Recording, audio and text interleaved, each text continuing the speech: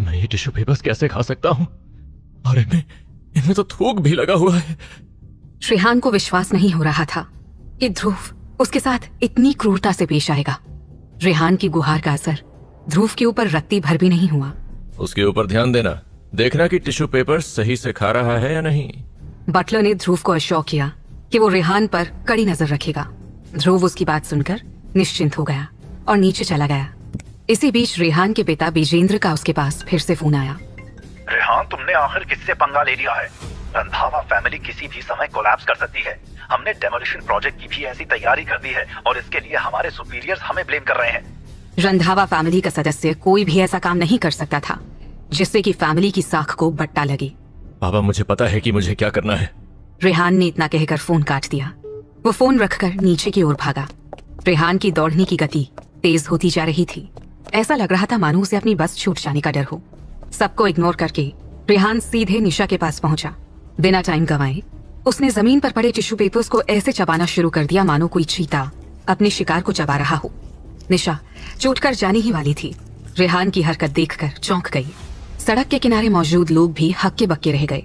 यार, उसने तो इतने अच्छे कपड़े पहन रखे थे, वो सड़क किनारे पड़े टिश्यू पेपर कैसे खा सकता है? बहुत ही गंदा इंसान है ये। अरे वो रोहन रंधावा है ना, रंधावा रियल एस्टेट का मालिक। रेहान के पास दूसरे लोगों की टिप्पणियों की परवाह करने का समय नहीं था।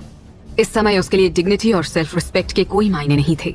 रेहान टिश्यू पेपर को ऐसे निगल गया जैसे उसने कई सालों से खाना ही ना खाया हो। उसने टिश्यू पेपर को खाकर डकार भी मारी। निशा जिंदल, ये सब मेरी गलती है। मैं जल्द से जल्द प्रॉपर्टी एग्रीमेंट तुम्हें दे दूंगा और तुम्हारा जो समय का नुकसान हुआ है उसकी भरपाई मैं पैसे से करूंगा। मैं पैसे लेके जल्द ही किसी को तुम्हारे पास भेजता हूँ। क्या? निशा को लगा कि वो सपना देख रही है। उसने चुपके से तृप्ति को चुटकी काटी और पाया कि उसकी बहन को सचमुच दर्द हुआ।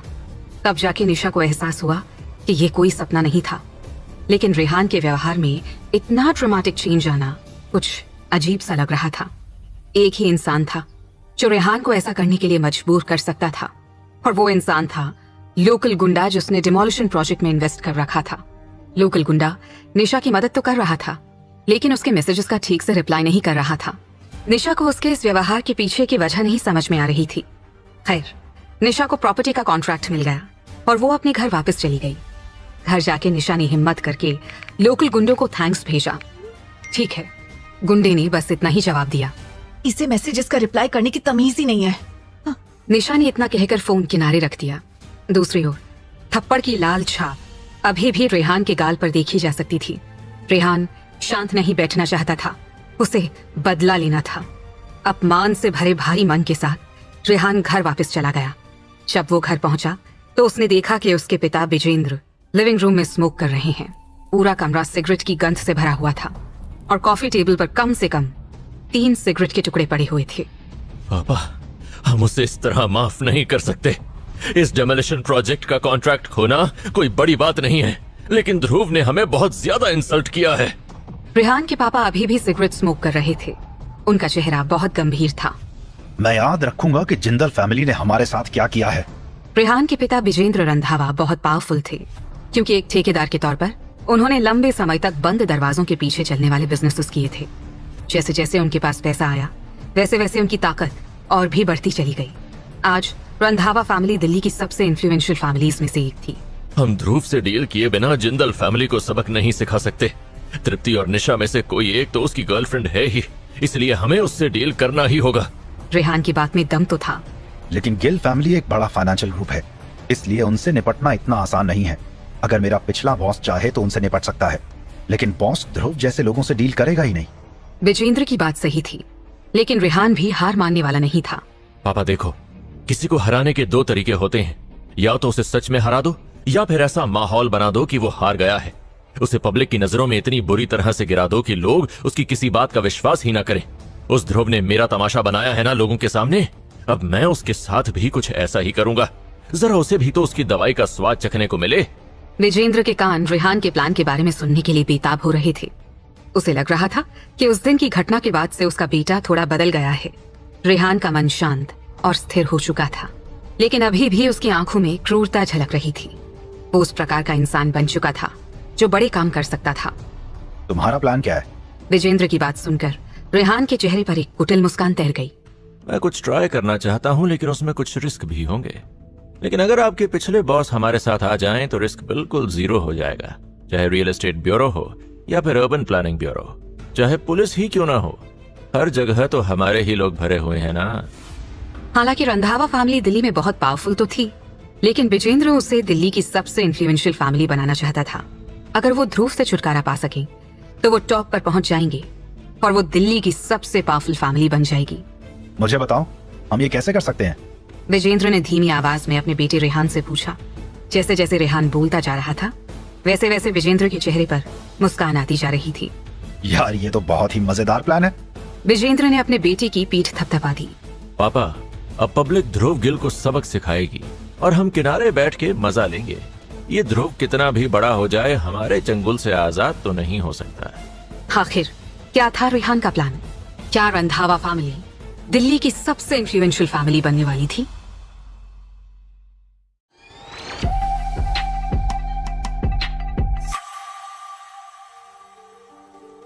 शुक्रवार की दोपहर को दिल्ली में बूंदाबांदी हो रही थी। आसमान को देखकर ऐसा लग रहा था जैसे जल्द ही भारी बारिश होने वाली है। शाम को मालिनी ने अपना स्टॉल नहीं खोला क्योंकि बरसात के दिनों में उसका बिजनेस अच्छा नहीं चलता था। लोग रेलवे स्टेशन की तरफ भाग रहे थे। किसी के पास मालिनी के स्टॉल पर रुकने का वक्त नहीं था। इसके अलावा मौसम पर्याप्त गर्म नहीं था, इसलिए भी वहाँ बहुत कम लोग थे। जब मालिनी अपना स्टॉल नहीं खोलती थी तो वो लाइब्रेरी में किताबें पढ़ने चली जाती थी। ध्रुव भी मजबूरी में उसके साथ लाइब्रेरी में बैठ के किताब पढ़ रहा था। 9 बजे के बाद ध्रुव को भूख लगने लगी। तभी उसके फोन पर एक मैसेज आया। मैसेज गौरी का था। ध्रुव, मैं अपने पापा के बिजनेस के कुछ कामों में मदद करने के लिए दिल्ली आई हुई हूँ। तुम मेरे साथ ड्रिंक करने के लिए चलोगे? मैंने पिछली बार भी तुम्हारे साथ पी नहीं थी। गौरी ने ध्रुव से साफ साफ पूछा था। रिप्लाई टाइप करते वक्त ध्रुव को लगा कि मालिनी उसे घूर रही है। हालांकि ध्रुव गौरी को केवल एक क्लासमेट के तौर पर देखता था, लेकिन मालिनी को शायद उस पर शक हो रहा था। पहले भी ध्रुव और गौरी एक साथ ही क्लास से गायब पाए गए थे। लड़के का मैसेज है या लड़की का? मालिनी ने एक पैड पर लिखकर ध्रुव से पूछा। ध्रुव कुछ नहीं बोला। वो मालिनी को यह नहीं बता सकता था कि वो एक लड़की को टेक्स्ट कर रहा था। मैं भी तुम्हारे साथ चलूंगी, मुझे भी भूख लगी है। मालिनी ने ध्रुव के जवाब का इंतजार किए बिना ही पैड पर लिख दिया। कैंपस से बाहर निकलने के बाद उन दोनों ने ड्रीम बार के लिए टैक्सी ली। गौरी बार की लॉबी में ध्रुव का इंतजार कर रही थी। अभी ध्रुव गौरी के पास पहुंचा भी नहीं था कि उसे अचानक एक फेमिलियर लड़की दिखाई दी। लड़की के पैर लंबे थे और उसने लाल रंग की हाई हील्स पहन रखी थी। उसने एक टाइट स्कर्ट भी पहनी हुई थी। उसके काले बाल बेहद आकर्षक थे। ध्रुव ने एक नजर में ही उस लड़की को पहचान लिया। वो लड़की कोई और नहीं बल्कि निशा थी। ध्रुव को उम्मीद नहीं थी कि निशा नाइट क्लब में आएगी। ऑफिस में उसे देखकर ऐसा नहीं लगता था, लेकिन नाइट क्लब में वो काफी सेक्सी लग रही थी। ये बिल्कुल साफ था कि वो नशे में धुत थी। जब उसने ध्यान से देखा तो ध्रुव को पता चला कि निशा न केवल नशे में थी बल्कि उसकी आंखें पूरी तरह से सफेद पड़ी हुई थी। क्या किसी ने उसकी ड्रिंक्स में नशे की गोली मिलाकर उसे पिला दी थी? जैसे ही ये ख्याल ध्रुव के दिमाग में आया, उसकी धड़कनें तेजी से चलने लगी। उसने अपनी चारों तरफ देखा तो उसे मालिनी भी दिखाई नहीं पड़ी। अब ये कहाँ चली गई? मालिनी, मालिनी! ध्रुव चिल्लाने लगा, लेकिन बार के अंदर बहुत शोर हो रहा था। तभी किसी ने उसके कंधे पर हाथ रखा तो उसने पीछे मुड़कर देखा। मालिनी उसके पीछे ही खड़ी थी। तुम चीख क्यों रहे हो? मालिनी ने इशारे से ध्रुव से पूछा। ध्रुव को पता था कि उसके पास मालिनी की बात का जवाब देने का टाइम नहीं है। जाओ और गौरी को ढूंढने में मेरी मदद करो। ध्रुव ने अपना फोन मालिनी को दिया और निशा की ओर जाने लगा। ध्रुव निशा के पीछे जा रहा था, लेकिन उसके करीब नहीं पहुंच पा रहा था। एक तो नाइट क्लब में भीड़ बहुत ज्यादा थी और ऊपर से निशा तेजी से एक प्राइवेट रूम की तरफ जा रही थी। निशा, निशा मेरी बात सुनो। अकेले उस प्राइवेट रूम के अंदर क्यों जा रही हो? क्लब के अंदर शोर इतना ज्यादा हो रहा था कि ध्रुव की बात निशा तक पहुंचना इम्पॉसिबल था। ध्रुव ने देखा कि निशा प्राइवेट रूम के अंदर चली गई है और वो अभी भी भीड़ के बीच में फंसा हुआ है। उसने सारी शक्ति इकट्ठा करके लोगों को धक्का देना शुरू कर दिया। उसका दिल कह रहा था कि निशा डेंजर में है। वो लोगों को धक्का दे रहा था तो लोग भी पलटकर उसे धक्का दे रहे थे। ऐसा करते करते ध्रुव को प्राइवेट रूम के पास पहुंचने में काफी मिनट लग गए। ध्रुव ने धक्का देकर प्राइवेट रूम के गेट को खोलना चाहा, लेकिन गेट अंदर से बंद था। वो अपने कान गेट के पास ले गया। रूम के अंदर से आती हुई आवाज सुन ध्रुव के होश उड़ गए। मुझे जाने दो डायरेक्टर प्रमोद। मैंने और शराब पी ली है और मुझे कुछ भी समझ नहीं आ रहा है। अगर मैंने कुछ भी किया है तो कल मैं तुमसे माफी मांग लूंगी, लेकिन अभी मुझे छोड़ दो, मैं घर जाना चाहती हूँ। ध्रुव को अब कमरे के अंदर से आती हुई आवाजें साफ साफ सुनाई देने लगी थी। कमरे के अंदर कैद निशा हाँफ रही थी और किसी के चंगुल से खुद को छुड़ाने के लिए संघर्ष कर रही थी, लेकिन प्रमोद उसे अपनी चंगुल से आजाद करना ही नहीं चाहता था। वो बहुत दिनों से निशा का साथ चाह रहा था। हाथ आया हुआ मौका वो कैसे गंवा सकता था। ध्रुव अभी भी कमरे के बाहर ही खड़ा हुआ था। कमरे के अंदर से आती हुई आवाजें उसे परेशान कर रही थी। उसने दरवाजे को जोर जोर से खटखटाया, लेकिन इसका कोई भी असर नहीं हुआ। फिर उसने 2 कदम पीछे लेकर दरवाजे पर जोर से लात मारी और चिल्लाया, दरवाजा खोलो, अब दरवाजा खोलो। दरवाजे की लकड़ी बहुत मजबूत नहीं थी, इसलिए ध्रुव के लात मारते ही दरवाजे में एक छेद हो गया। पहली बार ध्रुव ने अंदर का नजारा देखा तो वो सन्न रह गया। उसकी सांसें तेज चलने लगी। निशा बिना कपड़ों की थी और उसके गाल लाल पड़े हुए थे। अंदर का नजारा देखकर 1 सेकंड के लिए ध्रुव की आंखें बंद हो गईं। उसे इंसानियत पर घिन आ रही थी, लेकिन उसे पता था कि उसके पास वेस्ट करने के लिए बिल्कुल भी टाइम नहीं है। बात वैसे भी बहुत आगे तक पहुंच चुकी है। ध्रुव को पता नहीं था, लेकिन वो एक जाल में फंसने वाला था।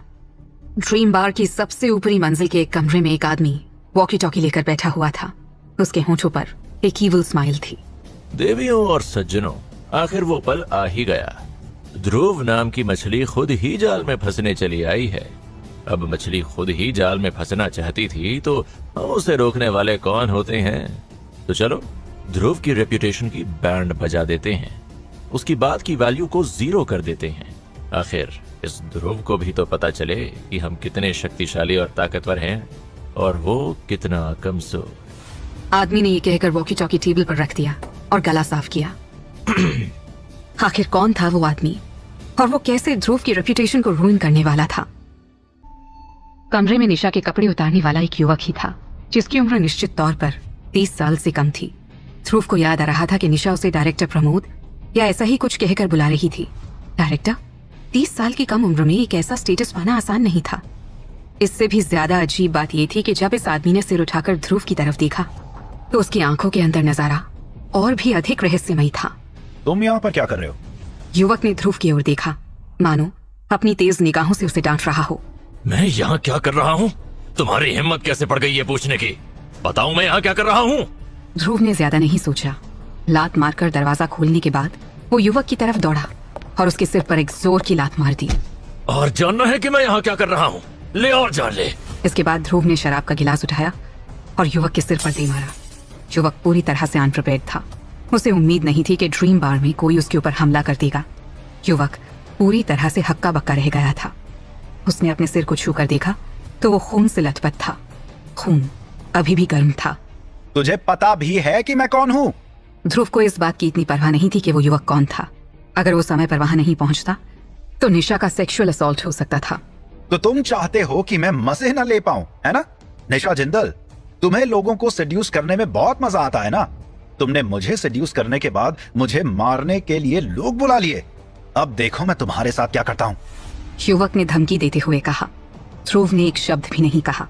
ध्रुव जल्दी से निशा के पास गया और उसकी बॉडी को अपनी शर्ट से ढक दिया। निशा अभी भी शांत नहीं हुई थी और उसका शरीर अभी भी कांप रहा था। शायद उस नशीली दवाई का असर अभी भी कम नहीं हुआ था। देखें जरा तुझ में कितना है दम।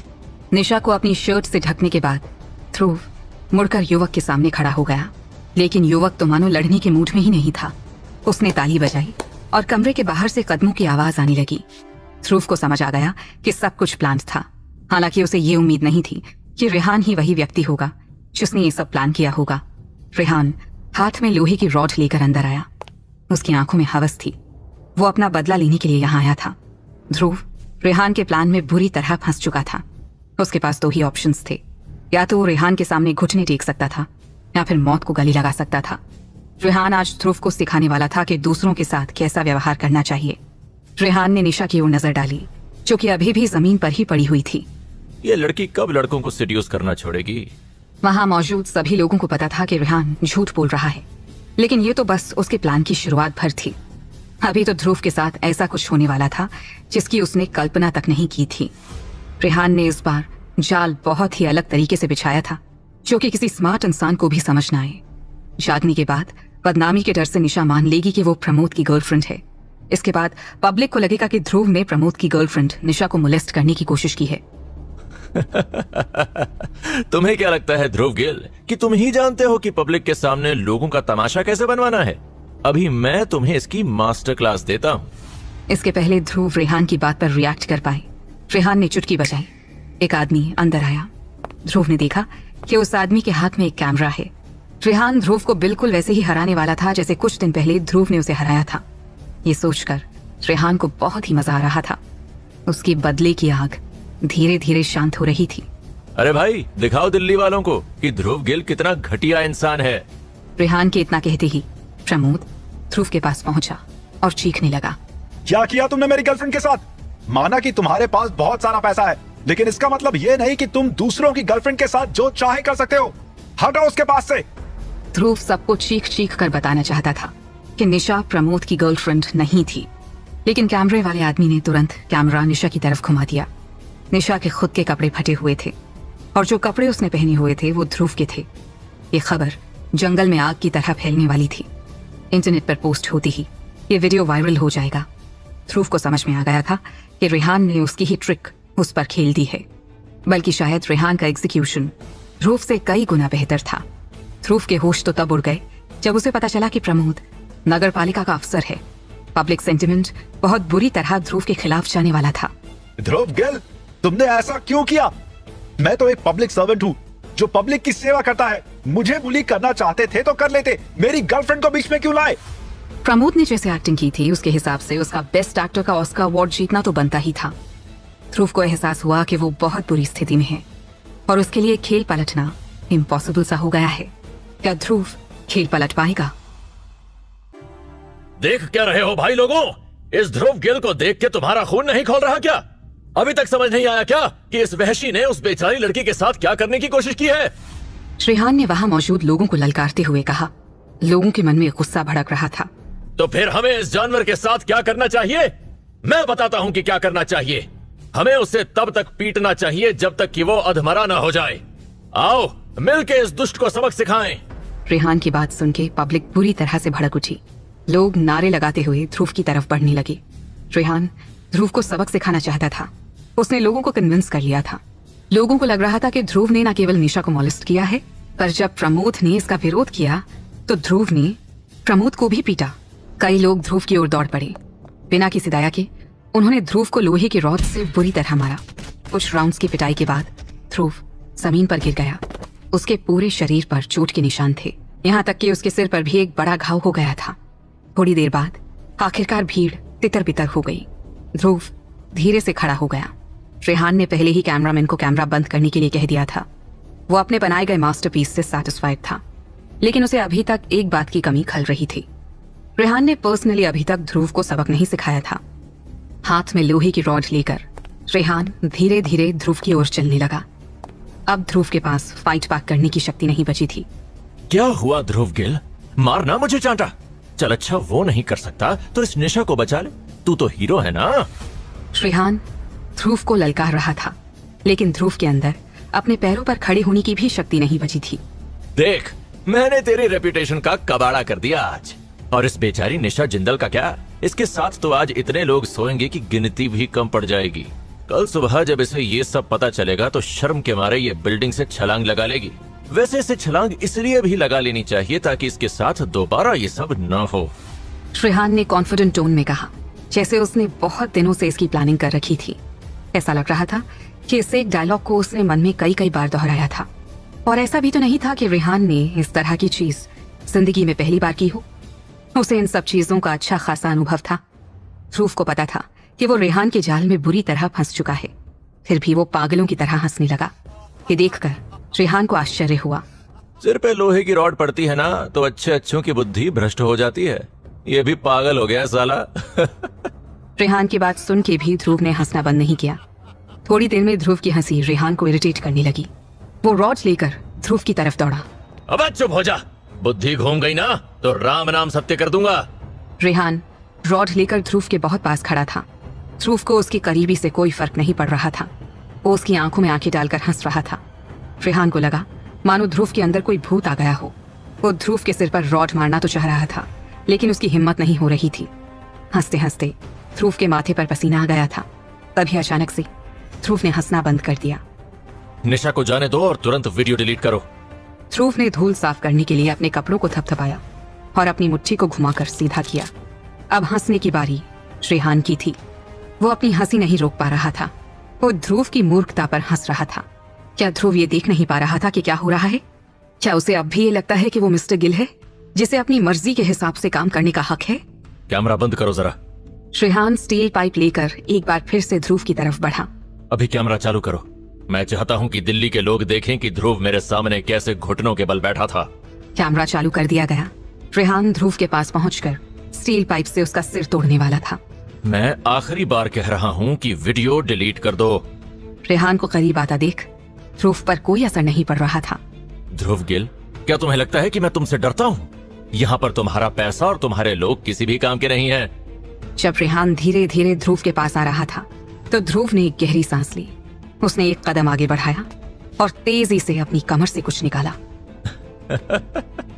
चलो मान लिया यार, मान ली तुम्हारी बात। मान लिया कि मेरे लोग किसी काम के नहीं हैं, लेकिन ये तो काम की है ना। ध्रुव इतना कहकर जोर जोर से हंसने लगा।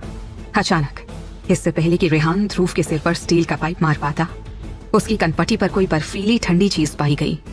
ध्रुव के हाथ में जो था वो चाकू नहीं था, बल्कि वो एक सेमी ऑटोमेटिक पिस्टल थी। पूरे कमरे में सन्नाटा छा गया। किसी ने बोलने की हिम्मत नहीं की, किसी ने ध्रुव के पास जाने की भी हिम्मत नहीं की। रेहान के पैर जोर जोर से कांप रहे थे। जाहिर है वो अब और खड़ा नहीं रह सकता था और उसकी सारी होशियारी गायब हो चुकी थी। अचानक से कमरे में पेशाब की गंध आने लगी।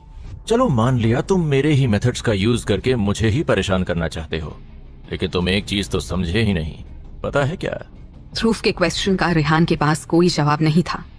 वो अपनी जगह जमा हुआ खड़ा था। मेरे मेथड्स का यूज करने के लिए मेरे जितना क्रूर और निर्दयी होना जरूरी है। ध्रुव रेहान को घूरे जा रहा था। रेहान को समझ में आ गया था कि ध्रुव सच बोल रहा है। आखिर ध्रुव रेहान के साथ क्या करने वाला था? क्या वो पिस्टल का यूज करेगा?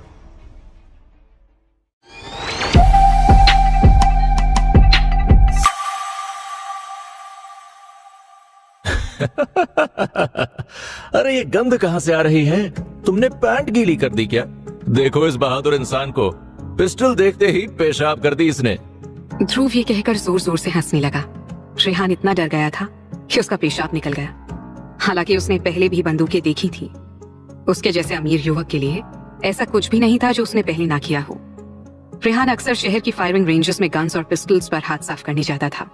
उसके पास पर्सनल आर्म्स का एक बड़ा कलेक्शन भी था, लेकिन उसे ये उम्मीद नहीं थी कि ध्रुव उस रात पिस्टल का इस्तेमाल करेगा। उसे लगा था कि ध्रुव से निपटने के लिए उसके पास पर्याप्त लोग हैं। वो पब्लिक के सपोर्ट से आसानी से ध्रुव को हरा लेगा, लेकिन खेल पूरा पलट चुका था। ध्रुव ने रेहान की कनपटी पर पिस्टल तान रखी थी। गुस्से में आदमी कुछ भी कर सकता है। बस ध्रुव के ट्रिगर दबाने भर की देर थी और रेहान का राम नाम सत्य हो जाता। ये सोचकर रेहान के पांव इतनी जोर से कांपने लगे कि उसके लिए सीधा खड़े रहना भी मुश्किल हो गया। थोड़ी देर बाद वो लड़खड़ाकर जमीन पर गिर गया। देखो ध्रुव, हम बात करके इस मुद्दे को सुलझा सकते हैं। वायलेंस से किसी का फायदा नहीं होगा। फोटोग्राफर ध्रुव से दया की भीख मांग रहा था। मुझे कोई मुद्दा नहीं सुलझाना है और मुझे वायलेंस बहुत पसंद है। ध्रुव ने अपनी बंदूक रेहान की कनपटी पर जोर से दबा दी। रेहान घबरा गया। वो पहले ध्रुव को फंसाने वाला था, लेकिन अब उसकी मौत उसके सामने खड़ी थी। रेहान को यह समझ आ गया था कि ध्रुव किसी आम अमीर युवक जैसा नहीं है। वो बहुत ही रूथलेस है। वीडियो डिलीट कर दो, बल्कि मैं तो कहता हूँ कि कैमरा ही तोड़ डालो। यार तुम्हें दिख नहीं रहा क्या कि उसने मुझ पर पिस्टल तानी हुई है? फोटोग्राफर ने दुखी नजरों से कैमरे की तरफ देखा, लेकिन वो इसे बचाने के लिए कुछ नहीं कर सकता था। कैमरे की कीमत लाखों रुपए की थी, लेकिन रेहान की जिंदगी उससे भी ज्यादा कीमती थी। फोटोग्राफर ने कैमरे को जोर से जमीन पर पटक दिया। फिर उसने मेमोरी कार्ड निकाला और ध्रुव की ओर फेंक दिया। देखो ध्रुव, मुझे मारने से कोई फायदा नहीं है, क्योंकि मुझे मार के तुम जेल चले जाओगे। इसलिए अच्छा यही है कि हम शांति से इस मुद्दे को निपटा लें। रेहान ध्रुव को शांत करने की कोशिश कर रहा था, ताकि वो कोई एक्सट्रीम स्टेप ना उठा ले। अगर रेहान जिंदा रहना चाहता है तो उसे खुद भी शांत रहना होगा और यह अश्योर करना होगा कि उसकी किसी बात से ध्रुव प्रोवोक ना हो जाए। रेहान ने रात के लिए जो प्लान बनाया था वो कैमरे के टुकड़ों के साथ जमीन पर बिखर गया। हालांकि उसकी सारी कोशिशें बेकार जा चुकी थी, लेकिन इस कहानी में एक नया मोड़ आ चुका था। ध्रुव ने पिस्टल रेहान पर तानी हुई थी और किसी पर पिस्टल तानना एक क्रिमिनल ऑफेंस था। ध्रुव ने जो कुछ भी किया था वो कानून के खिलाफ था। प्रमोद एक ऐसा व्यक्ति था जो इस तरह के मामलों से आसानी से निपट सकता था। अगर ये साबित किया जा सके कि ध्रुव ने जो कुछ भी किया है वो गैर कानूनी है, तो उसे लंबी सजा दिलाई जा सकती थी। लेकिन इससे बेखबर ध्रुव को निशा की चिंता हो रही थी, जो अभी भी बेसुध जमीन पर पड़ी हुई थी। निशा को होटल के ऊपर वाले कमरे में ले जाओ। ध्रुव ने प्रमोद को आदेश दिया।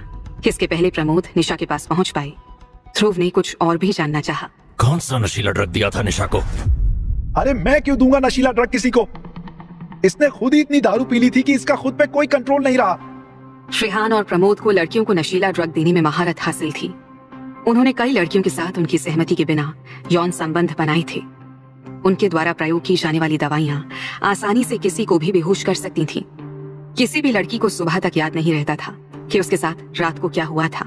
इसके अलावा दवाएं उनके शरीर से जल्दी ही बाहर निकल जाती थी, इसलिए डॉक्टर भी कभी इसका पता नहीं लगा पाते थे। साथ ही साथ वो रात को यौन संबंध बनाते वक्त वीडियो रिकॉर्ड करते थे ताकि लड़कियों को धमकी देकर चुप करवाया जा सके। ऐसी लड़कियों के पास दो ही विकल्प बचते थे, या तो वो रेहान और प्रमोद की बात मान ली और एक सर्वेंट के रूप में उनकी सेवा करें, या फिर वे आत्महत्या करके अपना जीवन समाप्त कर लें। उनके पास इसके खिलाफ विद्रोह करने का कोई मौका नहीं था, क्योंकि रंधावा परिवार और प्रमोद बहुत ही इन्फ्लुएंशियल थे। यदि वो किसी ऑफिसर को रिपोर्ट करती तो न केवल उनकी रेप्यूटेशन खतरे में पड़ जाती, बल्कि उनकी जान भी ली जा सकती थी। रेहान और प्रमोद ने ये हरकत कई सेलिब्रिटी फीमेल्स के साथ भी की थी, और वो उनका यूज एक खिलौने के तौर पर करते थे। हालांकि प्रमोद अभी भी ये मानने के लिए तैयार नहीं था कि उसने निशा की ड्रिंक में नशीला ड्रग मिलाया था। देखो, अभी मेरे पास तुमसे बहस करने का समय नहीं है, लेकिन इस गलत फहमी में मत रहना कि तुम्हें तुम्हारे पापों की सजा नहीं मिलेगी। ध्रुव ने कुछ लोगों को इशारा करके निशा को होटल के ऊपर वाले कमरे में ले जाने के लिए कहा। लोग निशा को उठाकर कमरे के बाहर ले चले गए। अच्छा, अब समझ आया कि ध्रुव गिल ये सब क्यों कर रहा है। जिंदल फैमिली की एक वारिस तृप्ति जिंदल तो इसकी गर्लफ्रेंड है ही। शायद इसकी नजर अब दूसरी वारिस निशा जिंदल पर है। वो उसे भी अपने प्यार में फंसाकर जिंदल फैमिली का बिजनेस हड़पना चाहता है। क्या मस्त प्लान बनाया है ध्रुव भाई, मान गए कसम से। रेहान हंसने लगा। ध्रुव ने उसकी बात का कोई जवाब नहीं दिया। मुझे ये भी समझ आ गया है कि तुमने आखिर निशा को ऊपर वाले कमरे में क्यों भेजा है। अब तुम उस कमरे में जाओगे और उसके साथ रात बिताओगे। अरे जाओ ध्रुव भाई, आज रात के लिए वो तुम्हारी है। जो मन करे करो, उसे अपना खिलौना समझो। ध्रुव को रेहान की सोच पर तरस आ रहा था। वो खुद की ही तरह दुनिया को भी चरित्रहीन समझता है। पहले तो ध्रुव ने रेहान की किसी भी बात पर रिएक्ट नहीं किया, लेकिन जैसे ही रेहान ने निशा को खिलौना कहा, ध्रुव ने पिस्टल का ट्रिगर दबा दिया। रूम के अंदर एक जोर की आवाज हुई। सभी लोग अपनी जगह पर जमे खड़े रहे। क्या गोली रेहान के आर पार हो चुकी थी? ध्रुव, मुझे मत मारो प्लीज, मुझे मत मारो। मैं तुम्हारे आगे हाथ जोड़ के दया की भीख मांगता हूँ। गोली की आवाज इतनी डरावनी थी कि वो लगातार रेहान के दिमाग में गूंजती रही। वो पागलों की तरह चिल्ला रहा था। रेहान ने पहली बार सिर उठा के अपनी चारों तरफ देखा। उसे समझ नहीं आ रहा था कि वो अभी तक मरा क्यों नहीं। ऐसा कैसे हो सकता है? क्या बंदूक में लगी गोली नहीं थी? पिस्टल से गोली निकलने के बाद ध्रुव ने तुरंत अपनी जेब से गोलियां निकाली और पिस्टल में भर ली। उसे ऐसा करते देख साफ साफ कहा जा सकता था कि वो एक पुराना खिलाड़ी है। अगर किसी दिन फिर से बहादुरी का नशा चढ़े तो मुझे प्रोवोक करके देख लेना। ध्रुव इतना कहकर रूम से बाहर निकल गया। पूरे कमरे में सन्नाटा छा गया था। रेहान ने 2 दिन लगा के ध्रुव को मारने का प्लान बनाया था, लेकिन आखिरी नतीजा ये निकला कि रेहान अभी मरते मरते बचा था। रेहान ध्रुव को कमरे से बाहर निकलते देख रहा था। उसका शरीर अभी भी कांप रहा था। वो बहुत गुस्से में था, लेकिन उसे ये भी पता था कि वो कुछ भी नहीं कर सकता। प्रमोद भी बेवकूफों की तरह जमीन पर बैठा रहा और पूरे समय बुरी तरह कांपता रहा। कुछ देर पहले का मंजर बहुत डरावना था। प्रमोद को भी डर लग रहा था कि कहीं ध्रुव उस पर पिस्टल न तान दे। जब ध्रुव ऊपर पहुंचा, तब भी उसके पूरे शरीर पर खून के धब्बे लगे हुए थे। निशा अभी भी बिस्तर पर लेटी हुई थी और उसने अनजाने में ध्रुव के कपड़े उतार दिए थे। इसलिए कमरे में आलीशान गद्दे पर निशा का खूबसूरत शरीर ही लेटा हुआ था। ध्रुव निशा की लॉन्ग लेग्स और कर्वी बॉडी पर फिदा हो गया था। वो इनसे इतना प्रभावित हुआ कि उसका दिमाग चकराने सा लगा था।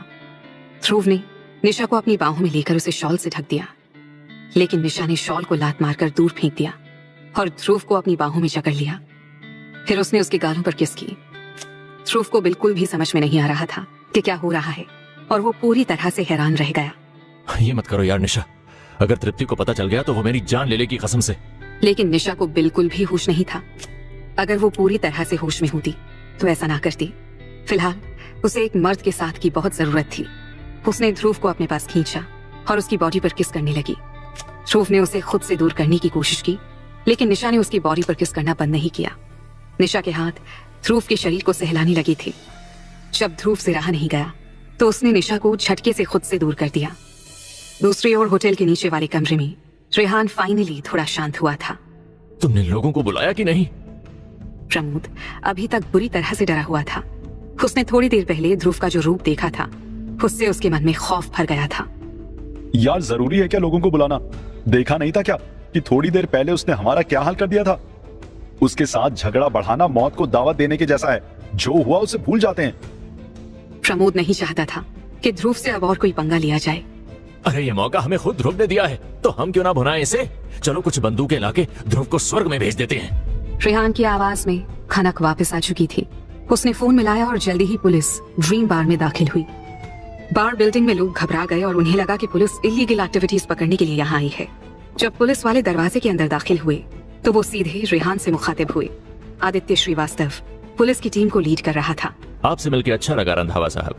आदित्य ने रेहान के सामने सिर झुका दिया। रेहान को पता था कि उनके पास ज्यादा टाइम नहीं है। उसे डर था कि ध्रुव बिल्डिंग से बाहर ना भाग जाए। उसने प्रमोद को आदित्य से बात करने के लिए इशारा दिया। वो अभी ऊपर वाले कमरे में है। सभी इमरजेंसी एग्जिट्स, नीचे के एंट्रेंस गेट्स और अंडरग्राउंड पार्किंग को सील कर दो। क्या हमारा देश ऐसे अमीर युवाओं को बर्दाश्त कर सकता है जो खुलेआम किसी की कनपट्टी पर पिस्टल रख देते हैं? क्या इस देश में जस्टिस नाम की कोई चीज बची है? प्रमोद ने आदित्य को उसका फर्ज याद दिलाने की कोशिश की। हालांकि आदित्य प्रमोद की बात सुनकर इंस्पायर हो गया था, लेकिन प्रमोद फिर भी कोई कसर नहीं छोड़ना चाहता था। उसने एक और पासा फेंका। अब आदित्य जी, ये कोई छुपी हुई बात तो है नहीं कि आपने पूरी जिंदगी इस देश की सेवा करने में लगा दी, लेकिन इस देश ने आपको सही से रिवॉर्ड नहीं किया और अब तो आपकी उम्र भी हो गई है। इस उम्र में प्रमोशन की संभावना बहुत कम है। हालांकि अगर इस बार आपने ध्रुव जैसे एक गंभीर अपराधी को पकड़ लिया तो आपको निश्चित रूप से वो प्रमोशन मिलेगा जिसके आप हकदार हैं। प्रमोद की बात सुनकर आदित्य के चेहरे पर स्माइल आ गई। अपनी मिलिट्री शील्ड्स के साथ तैयार हो जाओ। हमारा काम ही लोगों की रक्षा करना है, इसलिए इस समय हम डर नहीं सकते। चलो चल के ध्रुव को पकड़ते हैं। इस बात का ध्यान रहे कि उसके पास भी एक बंदूक है। मैं नहीं चाहता कि उसकी बंदूक से हमारा एक भी जवान मारा जाए। चलो चल के उस ध्रुव को बताते हैं कि इस दुनिया में अभी भी कानून का ही राज चल रहा है। आदित्य अपनी टीम को मोटिवेट भी कर रहा था और उन्हें जरूरी इंस्ट्रक्शंस भी दे रहा था। आदित्य के जज्बे को देखने के बाद रेहान और प्रमोद बहुत ही खुश हो रही थी। ये तो कुछ ज्यादा ही एक्साइटेड हो गया है। ध्रुव को तो ये कच्चा चबा जाएगा। प्रमोद भी रेहान की बात से पूरी तरह से सहमत था। आदित्य रिटायर होने से पहले एक प्रमोशन पाना चाहता था, चाहे इसके लिए उसे एक इनोसेंट आदमी की ही जान क्यों न लेनी पड़ी। और ये ध्रुव के लिए एक बहुत बुरी खबर थी। तृप्ति, आके मुझे बचा लो प्लीज। मैं ड्रीम बार में आई हुई हूँ। मुझे लगता है कि किसी ने मेरी ड्रिंक में नशीली दवा मिला दी है। तृप्ति ने अपने मोबाइल पर आया हुआ ये मैसेज पढ़ा तो उसकी सांसें तेज चलने लगी। ये मैसेज उसे उसकी बहन निशा ने भेजा था। मैसेज पढ़कर तृप्ति ड्रीम बार की तरफ भागी। ड्रीम बार के बाहर भीड़ जमा थी। आने जाने वाले लोग खड़े होकर तमाशा देख रहे थे, क्योंकि सभी को पता था कि पुलिस आ चुकी थी। इसलिए उनमें से किसी की भी ड्रीम बार के करीब जाने की हिम्मत नहीं हुई। तभी तृप्ति वहां पर पहुंच गई। तृप्ति एक कॉलेज स्टूडेंट थी और उसके परिवार के लोग सख्त मिजाज के थे, इसलिए उसे नाइट क्लब्स और बार्स में जाना अलाउड नहीं था। लेकिन उसे यह अच्छी तरह से पता था कि अगर कोई ड्रिंक में नशीली दवा मिला दे तो क्या हो सकता है। ऐसा सोचकर ही वो बुरी तरह से घबरा गई और दौड़कर ड्रीम बार के अंदर गई। उसने रिसेप्शनिस्ट को निशा की फोटो दिखाई। ये लड़की यहाँ आई थी क्या? अगर हाँ तो क्या आप मुझे ये बता सकते हैं कि ये किस रूम में है? रिसेप्शनिस्ट ने निशा को देखते ही पहचान लिया। उसे पता था कि निशा को होटल के ऊपर वाले फ्लोर के कमरे में ले जाया गया था। मेरे साथ आओ। वो तृप्ति को लेकर रूम नंबर 1653 के बाहर पहुंच गई। रिसेप्शनिस्ट ने तृप्ति को इशारे से बता दिया था कि निशा रूम के अंदर है। तृप्ति ने दरवाजा नहीं खटखटाया। वो जानती थी कि इस समय दरवाजा खटखटाने का कोई फायदा नहीं है। दरवाजा खोलो। तृप्ति ने पलटकर रिसेप्शनिस्ट को ऑर्डर दिया। रिसेप्शनिस्ट ने ना में अपना सिर हिला दिया। मैं ऐसे किसी के कहने पर दरवाजा नहीं खोल सकता। होटल के अपने कुछ नियम थे। अगर रिसेप्शनिस्ट लापरवाही से दरवाजा खोलता तो इससे उनके मेहमानों को परेशानी हो सकती थी। मैंने पहले ही पुलिस को बुला लिया है, इसीलिए अब दरवाजा खोल दो। तृप्ति की बात का रिसेप्शनिस्ट पर कोई भी असर नहीं हुआ। उसने बाहर से अपनी बहन को आवाज दी, लेकिन कमरे के अंदर से अभी कोई भी प्रतिक्रिया नहीं आई। अब तक तृप्ति बहुत ज्यादा घबरा चुकी थी। प्लीज दरवाजा खोल दो, अगर तुम्हें कुछ हुआ तो मैं संभाल लूंगी। तृप्ति की घबराहट देखकर रिसेप्शनिस्ट ने मैनेजर से बिना पूछे ही दरवाजा खोल दिया। निशा। तृप्ति को पता था कि भले ही वो कुछ नहीं कर सकती, लेकिन फिर भी दरवाजा खुलते ही वो निडरता के साथ कमरे में घुस गई। दुष्ट कहेंगे, हट मेरी बहन के पास से। तृप्ति ने दहाड़ते हुए सामने बैठे आदमी को दूर धकेल दिया, लेकिन अगले ही पल वो पूरी तरह से अवाक रह गई। उसके होंठ कांपने लगे और उसे समझ में ही नहीं आ रहा था कि हो क्या रहा है। कमरे में निशा बिस्तर पर बिना कपड़ों के लेटी हुई थी और जो आदमी बिस्तर के पास कपड़े पहन रहा था वो था ध्रुव। तुम यहाँ क्या कर रहे हो? तृप्ति के होंठ कांपने लगे और उसे अपनी आंखों पर विश्वास नहीं हो रहा था। ध्रुव यहाँ क्या कर रहा था? वो ऐसा कैसे कर सकता था? इसी बीच ध्रुव भी स्टंट रह गया। उसे समझ नहीं आ रहा था कि तृप्ति यहाँ क्यों आई है। देखो तृप्ति, मुझे पता है कि तुम्हारे दिमाग में क्या चल रहा है। तुम क्या, अगर कोई भी मुझे इस पोजीशन में देखता तो उसके दिमाग में भी यही आता। इसलिए मैं नहीं कह रहा कि तुम्हारा ऐसा सोचना गलत है, लेकिन ऐसा कुछ नहीं है। बात बिल्कुल ही अलग है। बेशक तृप्ति ध्रुव की बात सुनना चाहती थी। भले ही जिंदल परिवार का कोई भी शख्स ध्रुव पर विश्वास ना करे, पर फिर भी तृप्ति उसके पक्ष में खड़ी रहेगी। लेकिन बिस्तर पर लेटी हुई शख्स उसकी बहन थी। जब तृप्ति ने बिस्तर की तरफ देखा तो उसे चादर पर खून का धब्बा दिखाई दिया। तृप्ति फूट फूट कर रोने लगी और कमरे से बाहर भाग गई। तृप्ति, वैसा बिल्कुल भी नहीं है जैसा तुम समझ रही हो। ध्रुव को समझ में नहीं आ रहा था कि वो तृप्ति को कैसे समझाए। हालांकि तृप्ति उसकी बात सुनने के मूड में नहीं थी। इससे पहले कि ध्रुव अपनी बात पूरी कर पाता, तृप्ति ने उसके चेहरे पर एक तमाचा जड़ दिया। ध्रुव, तुम ऐसा कैसे कर सकते हो? तृप्ति जोर जोर से रोने और चिल्लाने लगी। उसके गालों पर आंसू बह रहे थे। एक पल में उसका पूरा चेहरा आंसुओं से गीला हो गया। वैसा कुछ भी नहीं है जैसा तुम्हें लग रहा है। अगर तुम्हें मुझ पर विश्वास नहीं है तो जब निशा जग जाए तो उससे ही पूछ लेना। मैंने उसे ड्रीम बार में बुलाया ही नहीं था। मैं और मालिनी तो यहाँ इसलिए आए थे क्योंकि हम बोर हो रहे थे। ध्रुव तृप्ति को समझा ही रहा था कि कोई दरवाजे पर आया। कदमों की आवाज तेज थी और कुछ लोग चीख भी रहे थे। जल्दी करो, जल्दी करो, सावधान रहना, टारगेट के हाथ में बंदूक है। कदमों की आवाज नजदीक आती जा रही थी और अगले ही पल लोग रूम के दरवाजे पर पहुंच चुके थे। हाथ ऊपर करो। फिर सभी पुलिस वालों ने ध्रुव पर अपनी बंदूकें तान दी। क्या हो रहा है? होटल के बाहर तमाशबीन जमा हो चुके थे। मुझे पता नहीं यार, वैसे और क्या ही हो सकता है। पक्का कोई रिच किड ही होगा जिसने लड़कियों को खिलौना समझ रखा होगा। हो सकता है कि इस बार मामला ज्यादा ही गड़बड़ हो गया हो। वैसे ये तो इनका रोज का धंधा है। पहले ये गड़बड़ करेंगे, फिर इनके माँ बाप पैसे देके इन्हें बचा भी लेंगे। सच बात है, लेकिन आजकल इन्होंने लिमिट क्रॉस कर रखी है। लोगों की बातें सुनकर तृप्ति को और भी दुख हुआ। उसे ध्रुव के ऊपर गुस्सा भी आ रहा था। बाहर आओ। दरवाजे पर खड़े आदित्य ने ध्रुव पर अपनी बंदूक तान दी और तृप्ति की ओर हाथ हिलाकर उसे होटल से बाहर निकल जाने का इशारा कर दिया। ध्रुव आदित्य की नजर में एक किडनैपर था। वो नहीं चाहता था कि वो ध्रुव को संभलने का कोई मौका भी दे। उसे सक्सेसफुली ध्रुव को कैप्चर करके निशा को रेस्क्यू करना था, ताकि उसे रिटायर होने से पहले एक प्रमोशन मिल सके। अगर तृप्ति ध्रुव के पास जाती तो संभावना थी कि ध्रुव उसे बंधक बना लेता, क्योंकि उसके पास बंदूक थी। आदित्य ऐसा बिल्कुल भी नहीं होने दे सकता था। वो एक बहुत ही एक्सपीरियंस्ड पुलिस वाला था। उसे पता था कि किडनैपर के हाथ में हॉस्टेज आने का मतलब क्या होता है।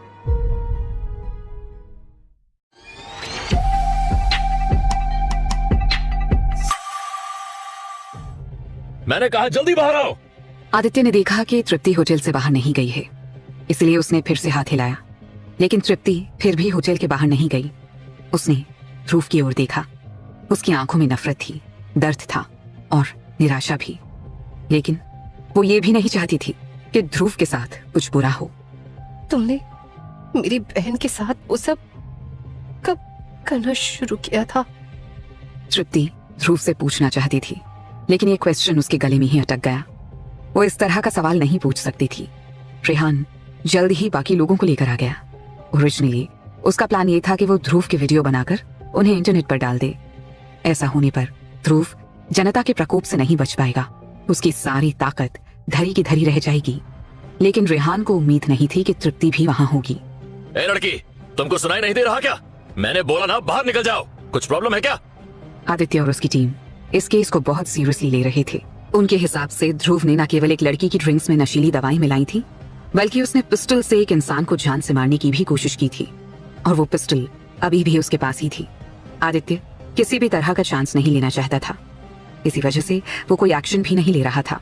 ये देखकर प्रमोद और रेहान बहुत इरिटेट हो गए थे। प्रमोद आदित्य के पास जाकर उसके कान में कुछ कहने लगा। आदित्य, क्या तुम्हें पता है कि तुम्हारा प्रमोशन इतना धीरे क्यों होता है? हो सकता है कि तुम्हारे काम करने का तरीका ही ऐसा हो, लेकिन तुम्हारे बारे में ऐसा कहा जाता है कि तुम रिसोर्सेस का स्मार्टली यूज नहीं कर पाते हो। अगर ये आदमी यहाँ से भागने में कामयाब हो गया तो कल को कहीं और जाके अपनी बंदूक से लोगों का कत्ल करेगा। इसीलिए मेरी तुम्हें एडवाइस है कि थोड़े से ज्यादा डिसाइसिव हो जाओ। प्रमोद की बात सुन के आदित्य ने सिर हिलाया, लेकिन प्रमोद की बात अभी खत्म नहीं हुई थी। इसके अलावा पुलिस के आसपास कुछ एक्सीडेंट्स होते रहते हैं। क्रिमिनल्स को सुरक्षा की गारंटी कोई नहीं दे सकता है ना? प्रमोद आदित्य को हिंट दे रहा था। वो चाहता था कि आदित्य इसी वक्त ध्रुव को गोली मार दे, चाहे उधर से कोई रिटेलिएशन हो या ना हो। मौका देखकर रेहान ने भी आग में घी डाल ही दिया। देखो आदित्य, कुछ गड़बड़ भी हुई तो मैं तुम्हारे पक्ष में गवाही दे दूंगा। रेहान ने आंखें झपकाई और सहमति में अपना सिर हिला दिया।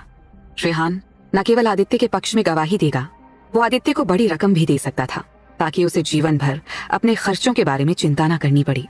ध्रुव गिल, अब तुम्हें अपनी सफाई में क्या कहना है? अच्छा होगा अगर तुम खुद ही पालतू कुत्ते की तरह कमरे से बाहर निकल आओ। खुद सरेंडर कर दोगे तो तुम्हारी सजा शायद थोड़ी कम हो जाए। तृप्ति बहुत नर्वस हो गई थी। ध्रुव ने न केवल उसकी बहन के साथ गलत काम किया, बल्कि वो बंदूक लेकर होटल के कमरे में आया था। कि अचानक से ध्रुव को क्या हो गया था? तृप्ति के लिए तो इस ध्रुव को पहचानना भी मुश्किल हो रहा था। तृप्ति झिझक रही थी कि उसे ध्रुव के पास जाना चाहिए या नहीं। तभी ध्रुव अचानक से जमीन पर बैठ गया। ध्रुव ने अपनी पीठ से बंदूक निकाली, उसे जमीन पर रखकर आदित्य की तरफ सरका दिया। फिर उसने अपने हाथ हवा में उठाए। रेहान और प्रमोद सन्न रह गए। उन्हें उम्मीद नहीं थी कि ध्रुव ऐसा कुछ करेगा। कुछ पलों पहले ध्रुव एक डरावना और दबंग आदमी लग रहा था, इतना खौफनाक कि वो किसी की भी जान ले सकता था। लेकिन वो अचानक से ऐसी भीगी बिल्ली कैसे बन गया था? उस पर उसका बंदूक छोड़ देना और भी बड़े सरप्राइज का कारण बन गया था। आदित्य धीरे से झुका और उसने जमीन पर पड़ी ध्रुव की बंदूक उठा ली। शुक्र है तुम अभी भी हमारी बात सुनने को तैयार हो। पुलिस स्टेशन में तुम्हारी अच्छी मरम्मत होने वाली है, उसके लिए तैयार रखना अपने आप को। प्रमोद और रेहान एक दूसरे को देखकर हंसने लगे। तभी ध्रुव ने ऐसा कुछ कहा जिससे उसकी हंसी एकदम से बंद हो गई। लेकिन मैं पुलिस स्टेशन क्यों जाऊंगा? मैंने ऐसा क्या गुनाह किया है? ध्रुव की बात सुनकर सब हैरान रह गए। फिर रेहान को लगा कि शायद वो मजाक कर रहा है। इस बेचारे को बेसिक लॉ के बारे में भी पता नहीं है। शायद बचपन में इसके घर वालों ने इसे बताया नहीं कि बंदूक लेके लोगों को डराना अपराध है। तुम बेवकूफ हो क्या ध्रुव? तुम्हें सच में नहीं पता इस कानून के बारे में? रेहान को लग रहा था कि उसने ध्रुव को फाइनली सबक सिखा ही दिया है। वो ध्रुव ही था जिसको पुलिस का यूज करके लोगों को अरेस्ट करवाने में बहुत मजा आता था। अब वो ध्रुव को दिखाएगा कि आखिर एक क्रिमिनल को पुलिस से कैसे अरेस्ट कराया जाता है। अच्छी बात ये थी कि ध्रुव को बर्बाद करने के लिए रेहान को रंधावा परिवार द्वारा यूज किए जाने वाले इल्लीगल तरीके नहीं आजमाने पड़ेंगे। पुलिस और कानून मिलकर ही ध्रुव के पर कतर देंगे।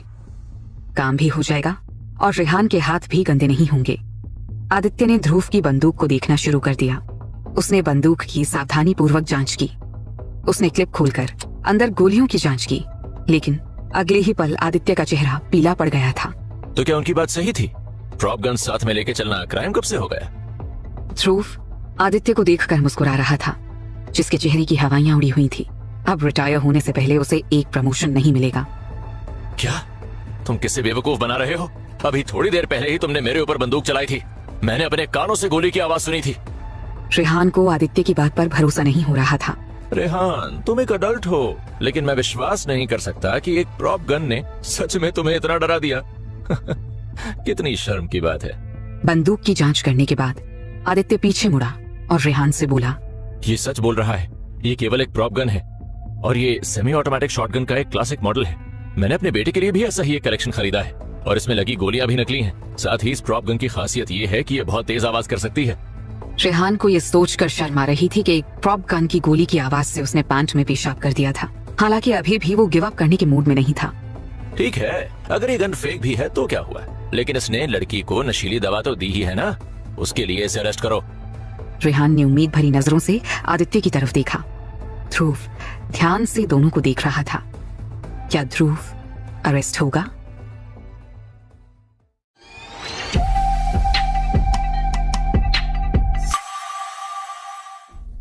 माना कि जो गन इसके पास थी वो एक प्रॉप गन थी, लेकिन इससे उसके दूसरे पाप थोड़े ना धुल जाएंगे। इसने एक लड़की के साथ इतनी भद्दी हरकत की है कि उसकी सजा मिलनी ही चाहिए। प्रमोद ने आदित्य को कॉर्नर करने की कोशिश की ताकि वो ध्रुव को अरेस्ट करे, लेकिन आदित्य के पास ध्रुव को अरेस्ट करने का कोई बेसिस ही नहीं था। ना तो किसी ने ध्रुव के खिलाफ कोई कंप्लेंट रजिस्टर कराई थी और ना ही उसके पास ऐसा कुछ मिला था जिससे साबित हो सके कि उसने निशा को नशीली दवाएं दी थी। आदित्य ने अपने हाथ खड़े कर दिए। वो ध्रुव को अरेस्ट नहीं कर सकता था। अगर उसने ऐसा किया तो उसे इसके कॉन्सिक्वेंसेस भुगतने पड़ेंगे। ध्रुव वकील हायर करके आदित्य पर केस भी ठोक सकता था। ध्रुव रेहान और प्रमोद की डेस्परेशन देखकर धीरे धीरे मुस्कुरा रहा था। रेहान और प्रमोद को समझ आ गया था कि घी सीधी उंगली से निकलने वाला नहीं है। रेहान ने प्रमोद को आंख मारी। प्लान बी पर स्विच करने का समय आ गया था। अभी भी होटल रूम के अंदर और बाहर बहुत सारे लोग मौजूद थे। प्रमोद ने उनको एड्रेस करना शुरू कर दिया। अब देखिए, इस शहर की पुलिस तो निकम्मी हो गई है। अगर ये क्रिमिनल्स को अरेस्ट नहीं करते तो एक अच्छे सिटीजन होने के नाते हम लोगों को चीजें अपने हाथ में लेनी होंगी। क्या हम बर्दाश्त कर सकते हैं कि एक दरिंदा दिल्ली की सड़कों पर आजाद घूमता रहे? प्रमोद की बातों का असर लोगों पर हो रहा था। उसकी बात सुनकर ध्रुव के कान खड़े हो गए। रेहान के चेहरे पर एक प्राउड स्माइल थी। आखिर प्रमोद करना क्या चाह रहा था? होटल के अंदर टेम्परेचर बढ़ने लगा था। सब इस बढ़ते हुए टेम्परेचर को फील कर सकते थे। वहां पर मौजूद ज्यादातर लोग प्रमोद की बात से सहमत थे। वो नहीं चाहते थे कि कोई दरिंदा दिल्ली की सड़कों पर घूमता रहे। आप सबके घर में बहन बेटियां होंगी, मेरे घर में भी हैं। जब तक ये ध्रुव गिल जैसे लोग बाहर घूम रहे हैं तब तक आपके परिवार के लोग सेफ नहीं हैं। अगर इसके खिलाफ सबूत नहीं है तो क्या इसे छोड़ दिया जाना चाहिए? नहीं। आदित्य प्रमोद की चाल को अच्छे से समझ गया था। उसने अपने लंबे पुलिसिंग करियर में ऐसी कई सिचुएशंस का सामना किया था। रूम का टेम्परेचर इतना बढ़ चुका था कि वहां कभी भी आग लग सकती थी, लेकिन प्रमोद पानी डालने के लिए तैयार नहीं था। अब जब कानून हमारी मदद करने के लिए तैयार नहीं है तो हम क्या ही कर सकते हैं? हमें मजबूरन कानून हाथ में ले इस दरिंदे ध्रुव गिल को सजा देनी पड़ेगी। प्रमोद ने अपने मंसूबे साफ कर दिए थे। लोग ध्रुव को देखकर हूटिंग करने लगे। ध्रुव ने कुछ कहने की कोशिश की, लेकिन कोई भी उसकी बात सुनने को तैयार नहीं था। आदित्य को समझ आ गया था कि अगर ध्रुव को लोगों के बीच छोड़ दिया गया तो उसके साथ कुछ भी हो सकता है। शांत हो जाइए, शांत हो जाइए। मैं ध्रुव को अरेस्ट करके पुलिस स्टेशन ले जा रहा हूँ। आदित्य की बात सुनकर ध्रुव चौंक गया। आखिर आदित्य ध्रुव को किस बात के लिए अरेस्ट करने वाला था? मैंने कोई गलती नहीं की है, नहीं तुम्हारे पास मेरे खिलाफ कोई भी सबूत है। मैं कहीं नहीं जाने वाला। आदित्य ने ध्रुव की बात को पूरी तरह से इग्नोर किया। वो हथकड़ी लेकर ध्रुव के पास पहुंच गया। इसे प्रिवेंटिव अरेस्ट कहते हैं सर। मुझे ऐसा लग रहा है कि आपके यहाँ रहने से यहाँ का लॉ एंड ऑर्डर डिस्टर्ब हो सकता है और आपकी खुद की जान पे भी खतरा हो सकता है। इसलिए मुझे आपको अरेस्ट करके पुलिस स्टेशन ले ही चलना होगा ताकि आप भी सेफ रहें और यहाँ के लोग भी।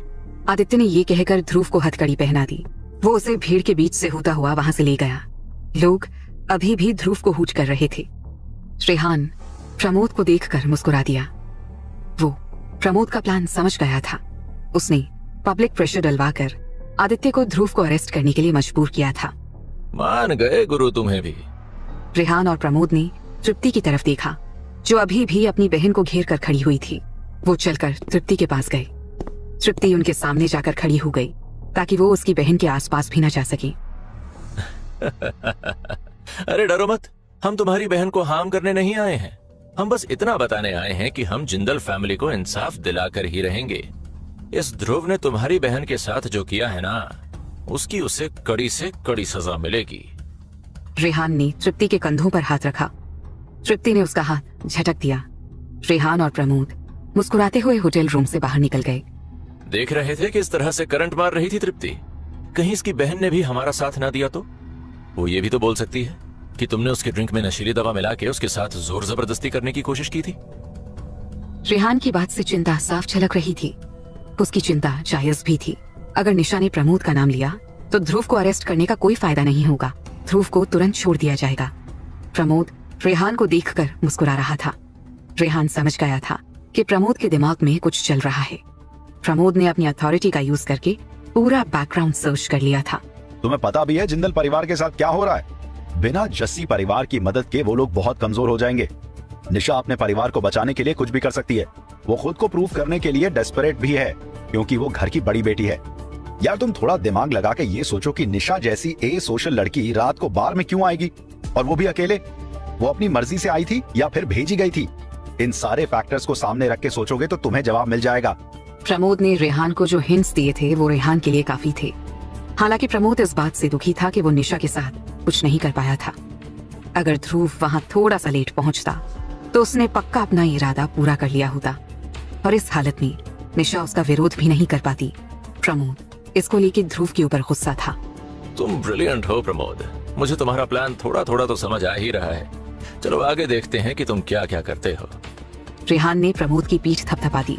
आखिर क्या था प्रमोद का प्लान? ध्रुव गिल, तुम्हारा कयामत का दिन बिल्कुल नजदीक आ चुका है। प्रमोद और रेहान पुलिस स्टेशन पहुंच चुके थे। ध्रुव वहां पर पहले से ही मौजूद था। कुछ देर में तृप्ति भी निशा के साथ पुलिस स्टेशन पहुंच गई। निशा? जब ध्रुव ने तृप्ति और निशा को पुलिस स्टेशन में एंटर करते हुए देखा तो वो बहुत शर्मिंदा हुआ। हालांकि ध्रुव की नजर में निशा एक समझदार लड़की थी।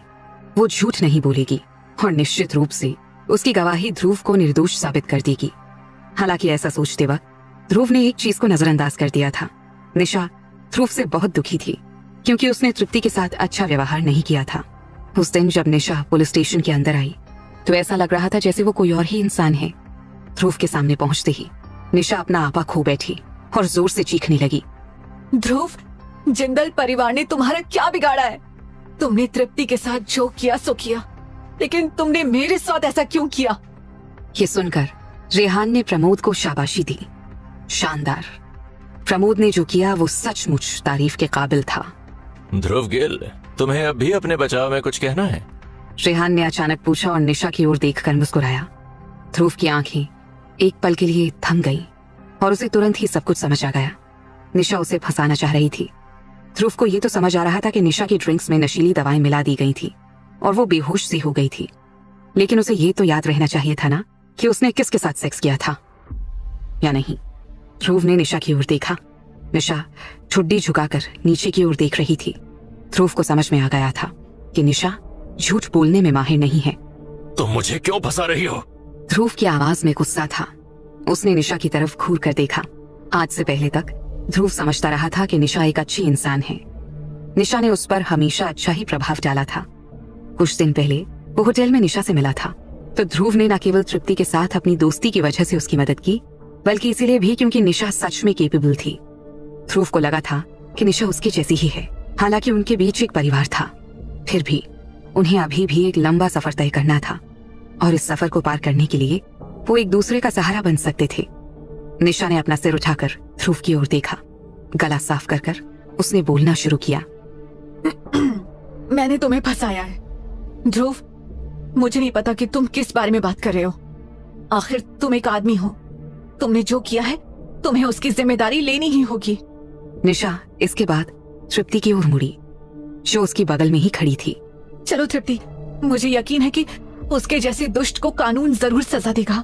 निशा की आवाज से साफ था कि ध्रुव को फंसाने का गिल्ट उसे अंदर ही अंदर कचोट रहा था। वो तृप्ति के साथ तुरंत ही पुलिस स्टेशन से बाहर निकल गई। बाहर पहुंचते ही उसने फोन निकाला और किसी को एक शॉर्ट मैसेज भेजा। ये मैसेज आमोद को किया गया था। आमोद शर्मा परिवार का हिस्सा था। वो प्रमोद का बड़ा भाई था। रंधावा फैमिली को जो सपोर्ट दिया गया था उसमें सबसे महत्वपूर्ण भूमिका आमोद ने ही निभाई थी।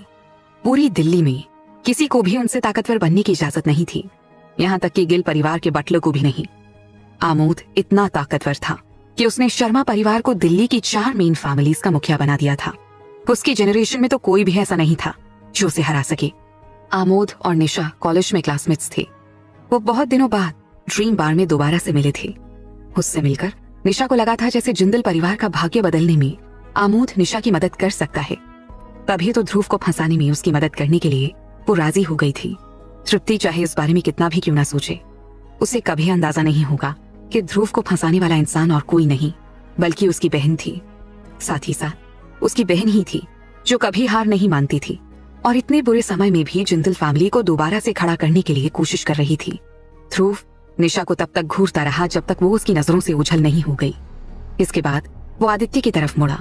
मैं चाहता हूं कि आप होटल की सीसीटीवी फुटेज देखें। आपको साफ साफ समझ आ जाएगा कि निशा के साथ मोलेस्टेशन करने की कोशिश आखिर किसने की थी। रेहान और प्रमोद को पता था कि ध्रुव की बात में दम था। सीसीटीवी फुटेज देखते ही दूध का दूध और पानी का पानी हो जाने वाला था, लेकिन उन्होंने इन सब चीजों का इंतजाम कर रखा था। आदित्य ने होटल के मैनेजर को फोन लगाया। मुझे आज के दिन की सीसीटीवी फुटेज चाहिए। मैं अपने कुछ कांस्टेबल्स को भेज रहा हूँ, तुम पूरी फुटेज उन्हें हैंड ओवर कर देना, ठीक है? आदित्य ने होटल के मैनेजर को फोन लगाया। आदित्य को पता था कि होटल का मैनेजर आखिर क्या जवाब देने वाला था, फिर भी उसने मैनेजर की बात ध्यान से सुनने का नाटक किया। उसने फोन लाउड स्पीकर पर डाल दिया ताकि ध्रुव भी मैनेजर की बात सुन सके। अरे सर, हमारे पास कोई फुटेज होगी तब तो देंगे ना हम। हमें क्या पता था कि हमारे होटल में क्राइम उसी दिन होगा जिस दिन हमने अपने सीसीटीवी कैमरास को सर्विसिंग के लिए भेजा था।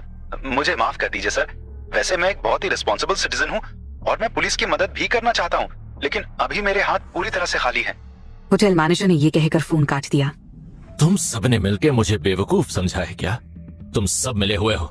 मुझे पता है कि तुमने ये सब पहले से ही प्लान किया हुआ था, लेकिन याद रखना कि झूठ के पैर नहीं होते हैं। तुम लोग ज्यादा दिनों तक बच नहीं पाओगे। तुम सच में घमंडी हो। मैं देखना चाहता हूं कि तुम कब तक मजबूत होने का दिखावा कर सकते हो। रेहान जोर से हंसा क्योंकि वो जानता था कि ध्रुव के पास स्थिति को पलटने का और कोई मौका नहीं है। ध्रुव को पता ही नहीं था कि उस दिन जेल में उसकी मौत होनी तय थी। रुको। हालांकि जैसे ही ध्रुव को जेल ले जाया जाने वाला था, एक पुलिस अधिकारी तेजी से वहां आया और ध्रुव के चेहरे को ध्यान से देखने लगा। कौन था ये ऑफिसर और उसने रुकने के लिए क्यों कहा था?